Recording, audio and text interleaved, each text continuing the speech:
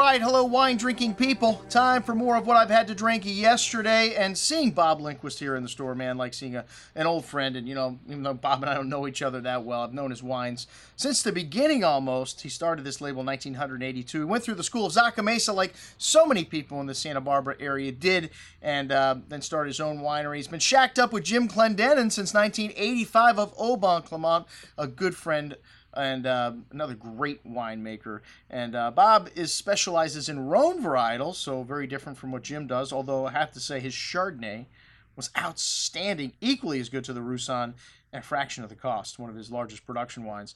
A new wine from him, the Modern White, a Central Coast white that's a Viognier, which is harvested at 25 bricks, so a little higher than he would normally harvest it for just a straight Viognier. And then Chardonnay and Marsanne hired below what normal ripeness would be. So you get that richness of the Viognier, and then you get the acidity from the Chardonnay and Marsanne to make a lovely balanced wine. This wine's got a lot of ripe fruit, some nice mineralities from Bien Nacido and a vineyard in Eden Valley and Monterey, but very pretty, fresh flowers there, lychee nut fruit, white peach, and slight sweetness, but no residual sugar here. That's just from the overripe Viognier, and a nice spice and floral note to this wine, but nice freshness here at the end. A very good little example of a modern white. All right, the Marsanne from Santa Barbara County. This is from a Bar Young vineyard. It's produced for the first time in 1987. This guy is the forerunner, the forefather, I should say, of Rhone varietals in California. It's a bit of Rousanne, 25% in the blend, and wow, 100% mallow, all neutral oak. This wine's got a little bit of that waxy kind of orange blossom note to the nose, white apricot fruit, some white melon rind kind of coming out on the second day. Really light style of Marsanne, very refreshing, that white melon and that little bit of wax and tangerine note at the end. An excellent example of this varietal from California. The Chardonnay took a little while to open up. 25% new oak, not a lot of toastiness here, not a lot of oak, some lovely lemon drop candy fruit though, fresh apple blossom floral notes and a little creme flan note. But on the second day, man, this wine just changed dramatically. A lot volumes on the nose and on the palate. And this is primarily Bien Nacido fruit and Y block from their estate vineyard. That's why it's labeled Y block, but it's not 100% from the Y block there. But it's like I said, very intense on the second day, and lovely richness and lovely balance in this wine. One of the best Chardonnays that I have had, without a doubt, maybe the best at this price. Could the price be right? $18? Wow. The Rousanne from Bien Nacido, their Hillside estate vineyard. Wow, this wine is stunning. But it took a day for this wine to open up. Rousanne can be a little reductive, and sometimes we'll go through a dump phase.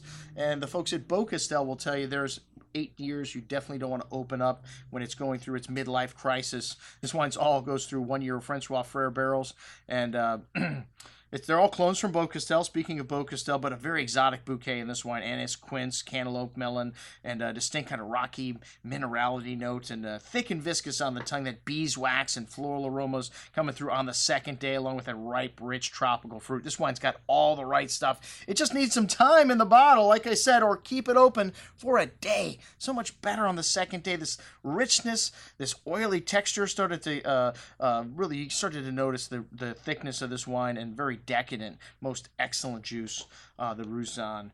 All right, and then the Modern Red. Hey, you got a Modern White, you might as well have a Modern Red too, you know? I mean, it produced 40,000 cases here at Qupe, so not a large winery, but half of that is the Syrah Central Coast. So pretty much all the other wines are very small production, and then a third of that is the Chardonnay, 9,000 cases, so 29,000 cases gone. The rest of it goes into the Modern Red, Modern White, and the rest of the wines. It's a blend of Syrah, Grenache, and Mourvedre, your classic Côte de Rhône style blend, but this wine's got a little more fresh fruit.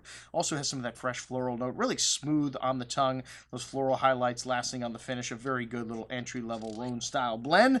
Then the Syrah Central Coast, like I said, half the production here, 70% from cooler sites and 30% from warmer sites. So you get that nice mix of ripe fruit again, and then fresh acidity in this wine as well, and a beautiful bouquet of dark plum and violet floral notes. Very forward, seductive, a good amount of that dark berry fruit on the tongue with smooth, silky tannin, some black licorice spice, and violet notes at the end. A very elegant style of Syrah.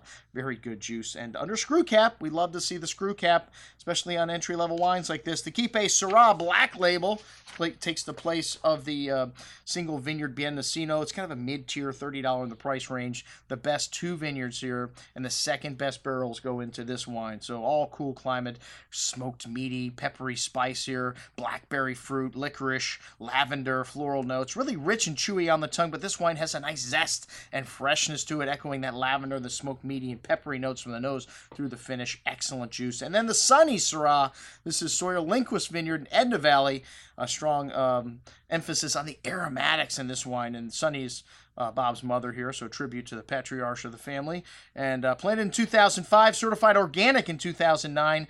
It's across the street from Albin Vineyard, one of the most famous producers of Rhone-style wines in California. Very hard to get his wines. And this wine, I mean, a fraction of the cost. Lovely savory herbs, dark spices, peppers, blackberry, 2/3 new oak, all Hermitage barrel, so you get a little spice from the oak there. Big and chewy on the tongue. This wine's got a lot of ripe, rich, jammy fruit, but again, lovely freshness. Some tannins here, so you want to hold on to this wine for a little while. Dark spices and that savory herb quality, along with the violet and lavender character. Lovely complexity here. Most excellent juice. One of the best domestic Syrahs that I've had this year. We expect nothing less from the master, Bob Lindquist. I'm your host, Andrew Lampasoni, signing off for the Wine Watch, saying remember, always drink the good stuff first.